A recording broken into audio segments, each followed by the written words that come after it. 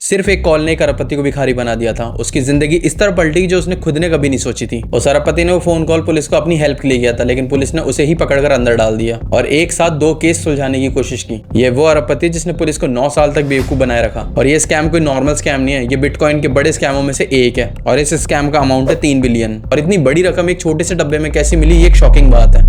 इस पूरे स्कैम की शुरुआत होती है एथेंस के जॉर्जिया शहर से। जॉर्जिया अपने आप में शांत और सुंदर सिटी है। अगर बात करें इसकी क्रिमिनल एक्टिविटीज की तो बाकी शहरों की तरह इसमें कॉलेज एंड बार के झगड़े, नॉर्मल लड़ाई झगड़े, ये सब तो चलते ही रहते हैं और वहाँ की पुलिस इन सब चीजों से निपटती रहती है। लेकिन 13 मार्च 2019 की रात को जो 911 कॉल आई वो एथेंस के पुलिस डिपार्टमेंट में की गई कॉल में से सबसे अजीब कॉल थी। फोन पर 28 साल का जिमी था जो जॉर्जिया में पार्टी बॉय के नाम से मशहूर था और वो जॉर्जिया यूनिवर्सिटी का पुराना स्टूडेंट भी था। जिमी अक्सर एथेंस के महंगे बार में जाता था। जिमी एक कंप्यूटर एक्सपर्ट भी था जिसके पास मजबूत एक डिजिटल होम सर्विलेंस था। अगर बात करें जिमी की कॉल की तो वो उसने अपने घर में चोरी हुए क्रिप्टो करेंसी की रिपोर्ट लिखाने के लिए की थी। लेकिन जिमी ने ये कभी नहीं सोचा था कि वो कॉल उसे सीधा जेल भेज देगी। खोए हुए सारे पैसों के बारे में सोचकर जिमी परेशान था। एक कॉल रिकॉर्डिंग के अनुसार जिमी ने किसी को कॉल किया और उसने कॉल पे ये कहा कि उसे घबराहट का दौरा पड़ रहा है। जिमी इतना ज्यादा घबरा गया था कि जब सामने वाले पर्सन ने उसे एम्बुलेंस को कॉल करने को कहा तो जिमी ने साफ मना कर दिया और अपनी परेशानी को समझाने लग गया। जिमी ने पुलिस को ये बताया कि मैं एक बिटकॉइन में इन्वेस्टर हूँ जो एक ऑनलाइन चीज की तरह होती है। ये सुनने के बाद पुलिस का दिमाग घुमा और उनको ये लगने लगा कि इस चोरी से पहले जो चोरी हुई थी जो कि अभी तक पेंडिंग पड़ी है वो अब शायद सुलझ जाएगी। लेकिन बात सिर्फ इतनी सी नहीं थी, क्योंकि जब पुलिस केस को सुलझा भी लेती है और चोरी किए हुए बिटकॉइंस को वापस करती भी है तो भी उन्हें लेने कोई नहीं आता। ऐसा क्यों होता है ये भी हम आपको आगे बताएंगे। जब पुलिस जिमी की हेल्प करती है तो वो चोर को पकड़ने में नाकामयाब होती है, क्योंकि यहाँ पुलिस अपने पुराने केस को इस केस से जोड़कर एक तीर से 2 निशाने लगाने की सोचती है, जिसकी वजह से वो जिमी को बिल्कुल सही से रिस्पॉन्स नहीं करते हैं। इसलिए जिमी एक local private investigator robin Martinelli को हायर करता है जो मार्टिनेली कंपनी को ओन करती है और आज भी उनकी वेबसाइट आप गूगल कर सकते हैं। लेकिन मार्टिनेली कोई क्रिप्टो एक्सपर्ट नहीं थी और वो जैसे केस हैंडल करती थी वो थे, अगर कोई कपल एक दूसरे को धोखा देता तो वो उसकी जांच कर सकती थी, किसी खोई हुई चीज को ढूंढ के लाके दे सकती थी। इन सब चीजों की जांच में वो एक्सपर्ट थी। मार्टिनेली ने हाल ही में अपना एक पैर कटवाने के लिए सर्जरी करवाई थी, लेकिन वो फिर भी जिमी के केस के लिए मान गई। उसने जिमी के घर के सारे कैमरा की रिकॉर्डिंग अच्छे से जांचना शुरू कर दिया और चोरी की एक रात की फुटेज में एक दुबला पतला लड़का दिखाई दिया जिसने ग्रे रंग की हुडी पहन रखी थी और काले रंग का मास्क लगा रखा था। और वो जिस टाइम और जिस रास्ते से आ और जा रहा था उससे मार्टिनेली को साफ पता लग रहा था चोरी उसने की है जो जिमी और उसके घर को अच्छे से जानता है। मार्टिनेली ने जिमी के दोस्त और उसके रिलेटिव्स के ऊपर उंगली उठाई। उस वीडियो की हेल्प से मार्टिनेली ने सस्पिशियस की ऊंचाई और उसके हाथों की शेप को आइडेंटिफाई करने को तैयार थी। अब मार्टिनेली ने जिमी के हर दोस्त के ऊपर निगरानी रखी। उनके घर, कॉलेज और ट्रैवल वाली सिटी तक उनका पीछा कर रही थी। मार्टिनेली ने जिमी के हर दोस्त की कार के ऊपर ट्रैकर लगाया और उनके सोशल मीडिया अकाउंट्स की भी चेकिंग की। लेकिन जब उसने जिमी के बार वाले दोस्तों को उसके घर पे आते जाते देखा तो उसने अपना ध्यान नॉर्मल लोगों से हटाकर उसके बार वाले दोस्तों पर लगाया।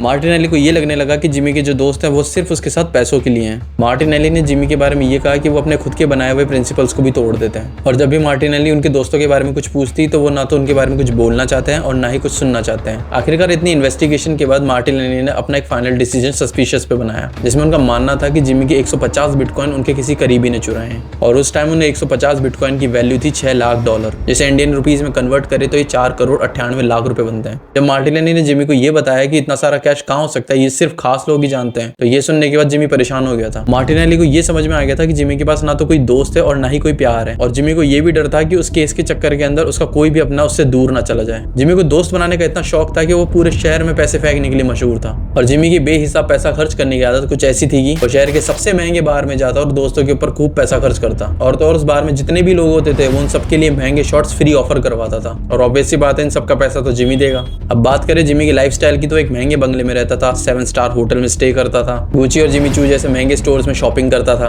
अगर एक नजर हम जिमी की कार कलेक्शन पर डाले तो उसके पास टेस्ला का सबसे लेटेस्ट मॉडल था, लैम्बोर्गिनी थी, फरारी थी, हर वो लग्जरी कार थी जो आम लोगों का सपना होती है। जिमी के पास एक लेक हाउस था जिसमें उसने एक शानदार बोट और जेट स्की रख रखी थी और बहुत सारी शराब थी। जिमी के आसपास के सभी लोग जानते थे कि जिमी के पास कोई जॉब नहीं है, लेकिन फिर भी वो अपना हर शौक पूरा कर रहा था। उसने सबको यही बताया कि मैं बिटकॉइन में इन्वेस्टर हूँ और इसने ये सब बहुत जल्दी सीख लिया। बिटकॉइन मार्केट में तब से था जब बिटकॉइन की शुरुआत हुई थी, लेकिन कुछ भी कहो वो जिमी पैसों का पहाड़ बना रहा था। जिमी के स्टेटमेंट से एक बात और निकल के आती है। जब उनकी favourite Georgia bulldog football team ने रोज बाउल बनाया तो जिमी ने लॉस एंजलिस जाने के लिए दोस्तों को एक छोटा सा ग्रुप बनाया और एक रेंटेड प्राइवेट जेट में उन सभी को ले गया और उन दोस्तों के ग्रुप में से थी स्टेफना मैसिक। उन्होंने ये बताया कि उन सभी के टिकट के पैसे जिमी ने खुद दिए थे। जिमी ने रोडियो ड्राइव ब्यूरेली हिल्स में शॉपिंग के लिए पर फ्रेंड को 6 से 8 लाख तक दिए और इसके अलावा उनके आउटफिट, एक्सेसरीज का खर्चा भी जिमी ने खुद उठाया और महंगे होटल्स में उन सभी को स्टे करवाया। जब मैच चल रहा था तो जिमी अपनी फेवरेट टीम को खूब चीयर्स कर रहा था, लेकिन उसको ये नहीं मालूम था कि उसका बुरा वक्त उसका जॉर्जिया में इंतजार कर रहा है। असल में जॉर्जिया में IRS की एक छोटी सी टीम अभी भी जिमी की चोरी से पहले 2012 में जो चोरी हुई थी उसकी गुत्थी को वो अभी भी सुलझा रहे थे। अगर इसे टाइमलाइन से देखें तो जिमी के मुताबिक वो बिटकॉइन मार्केट में 2009 से है, फिर साल 2012 में एक बड़ी हैकिंग होती है और साल 2019 में जिमी के घर से चोरी होती है। और इन सभी सालों में जिमी कैसे इन्वॉल्व था ये भी हम आपको आगे बताएंगे, लेकिन अब हमें जिमी के केस से पहले हुई 2012 की चोरी को समझना होगा। जब जिमी ने ये कहा कि उसके घर से बिटकॉइन चोरी हुए हैं तो ये बात IRS तक पहुंच गई, क्योंकि 2012 में सिल्क रोड वेबसाइट से 50,000 बिटकॉइन चोरी हो चुके थे और IRS टीम इसे अभी तक सुलझा नहीं पा रही थी। सिल्क रोड एक डार्क वेबसाइट है जहां बिटकॉइन के सेलर्स एंड बायर्स होते हैं और यह वेबसाइट पूरी तरह से इलीगल है, क्योंकि ये वेबसाइट नशीली मेडिसिन,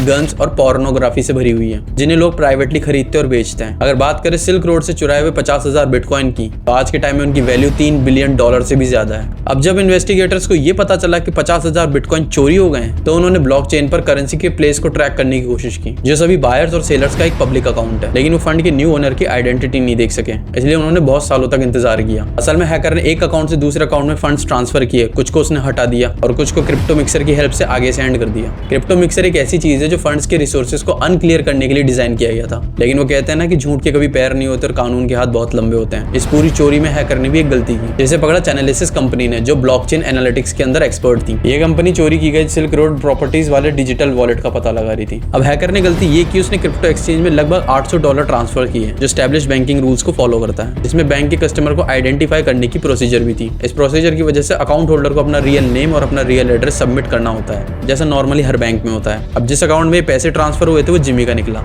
और ये लेनदेन जिमी को बहुत भारी पड़ गई, क्योंकि इसने ये लेनदेन चोरी के 6 महीने बाद सितंबर 2019 को की।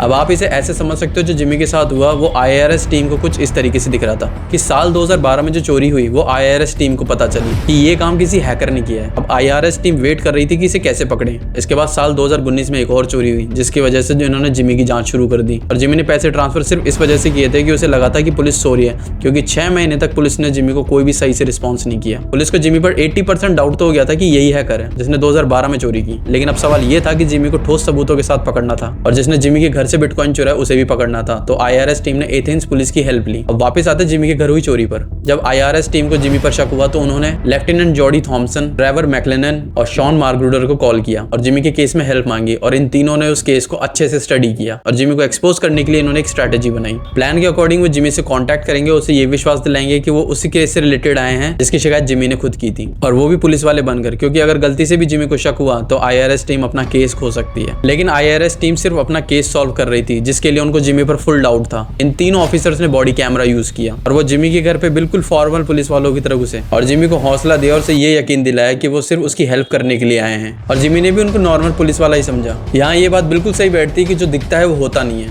अब जिमी ने उन तीनों एजेंट से ये कहा कि अगर वो उसके खोए हुए बिटकॉइन लाकर दे देंगे तो वो उन्हें एक शानदार पार्टी देगा। तीनों ऑफिसर्स ने घर पे पड़ी चीजों की तारीफ की और उन्होंने जिमी के कुत्ते चैड की भी तारीफ की, जिससे जिमी और ज्यादा कंफर्टेबल हो गई। उन लोगों ने जिमी के घर के फ्लोर और रूम्स की चेकिंग की, लेकिन उनकी आंखें सिर्फ उस खाली बॉक्स और बिटकॉइंस के ऊपर थी जिसे वो ढूंढ रहे थे, और ये बात जिमी को बिल्कुल भी पता नहीं थी। जब वो लोग बेसमेंट में गए तो उन्होंने देखा कि जिमी का बेसमेंट एक बार और एक स्ट्रिपर पोल से रेडी था, जिससे साफ जाहिर था कि जिमी अपना इतना सारा पैसा किसी नेक काम में तो बिल्कुल भी नहीं लगा रहा है। जब एजेंट्स ने जिमी से ये पूछा कि ये पोल आप यूज करते हैं तो जिमी ने साफ मना कर दिया। उसने कहा कि ये पोल तो सिर्फ लड़कियों के लिए। उसके बाद उन्हें एजेंट्स ने जिमी के घर की सिक्योरिटी को अच्छे से चेक किया और उनकी फैसिलिटीज को भी समझा। जिमी के पास एक फ्लेम थ्रोवर और एक AR-15 राइफल भी थी। जब जिमी लैपटॉप यूज कर रहा था तो थॉमसन की आंखें खुली की खुली रह गई, क्योंकि उन्होंने जब जिमी को लैपटॉप यूज करते देखा तो उन्होंने नोटिस किया कि जिमी एक बार भी माउस को हाथ नहीं लगा रहा है। उसको सारी शॉर्टकट कीज याद थी। प्लान के हिसाब से एजेंट्स ने जिमी को लैपटॉप ओपन करने को कहा और उनसे ये पूछा कि उसके पास इतने सारे बिटकॉइन कहां से आए। जिमी घबराहट के मारे कोई भी आंसर नहीं कर रहा था और जब वो अपने लैपटॉप में पासवर्ड इंसर्ट कर रहा था तो उसने एजेंट्स को दूर रहने को कहा। तीनों एजेंट्स को पूरा शक हो चुका था कि वो बिल्कुल सही जा रहे हैं। मैक्लेनन ने ये कहा कि लगता है हमें हमारा लड़का मिल गया। उसके बाद क्या था, जिमी के घर का फर्स्ट टूर करने के बाद उनको सर्च वारंट मिल गया था और मैक्लेनन, मैर्ग्रूडर और थॉमसन ने 9 नवंबर 2021 को ऑफिसर्स की बड़ी टीम के साथ जिमी के घर पे गए। लेकिन रेड करने से पहले मैक्लेनन ने जिमी को ये समझाया कि वो असल में उसकी हेल्प नहीं कर रहे थे। उन्होंने जिमी को अपना पूरा इंट्रो दिया। तब जिमी को ये समझ में आया कि ये ट्रेवर मैक्लेनन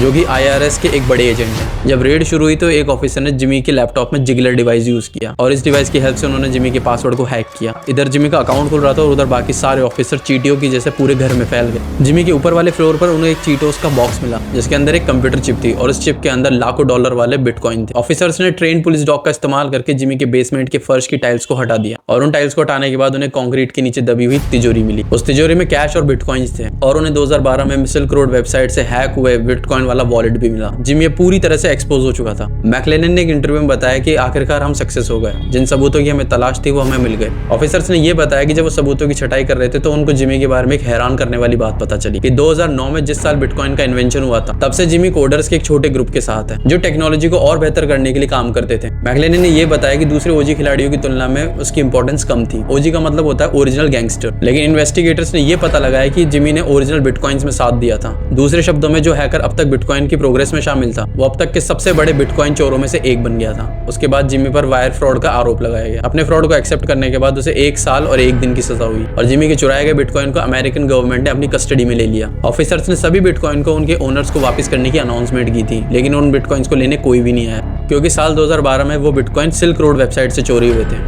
जहां ड्रग डीलर और उनके कस्टमर भी थे। और ये बात हम बिल्कुल नहीं भूल सकते हैं कि सिल्क रोड वेबसाइट एक इलीगल वेबसाइट है, लेकिन साल 2013 में सिल्क रोड वेबसाइट के फाउंडर्स को भी पुलिस ने अरेस्ट कर लिया था। अब जो लोग बिटकॉइन लेने नहीं आए उन सभी बिटकॉइन को गवर्नमेंट ने बेच दिया और सारी रकम अपने पास रख ली। लेकिन जिमी ने कोर्ट में जेल जाने से मना कर दिया था क्योंकि उसे अपने चार्ड कुत्ते की बहुत ज्यादा फिक्र हो रही थी। और बात करें जिमी के घर से चोरी हुए 150 बिटकॉइन की तो वो केस आज तक सॉल्व नहीं हुआ और वो थीफ आज तक फरार है। लेकिन मार्टिलिन के अनुसार चोर जिमी का कोई दोस्त ही है, लेकिन ये बात जिमी कभी सुनना ही नहीं चाहता कि वो कौन है। वीडियो पसंद आया तो वीडियो को लाइक और चैनल को सब्सक्राइब करना और मिलते हैं हम अगली वीडियो में।